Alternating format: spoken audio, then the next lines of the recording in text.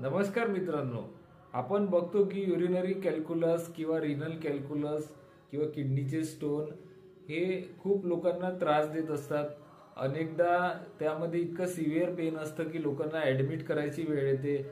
आणि मित्रांनो, 10 mm पेक्षा जास्त स्टोन साईज असली तर आपल्याला सर्जरी किंवा वेगवेगळ्या प्रोसिजर करायला सांगितलं जातं.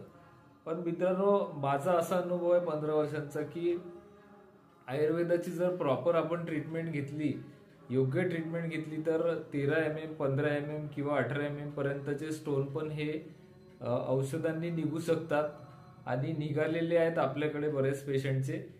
तर आपण ऑपरेटिव्ह करायच्या आधी किंवा कुठलीही प्रोसिजर करायच्या आधी काही औषधं घेऊन बघा. त्यामध्ये गोक्षुरादी गुगुळ, चंद्रप्रभा वाटी, पुनर्नवादी मंडूर, वर्णादी कषायम, कल्याणक्षारम यांचा उपयोग आम्ही करत असतो.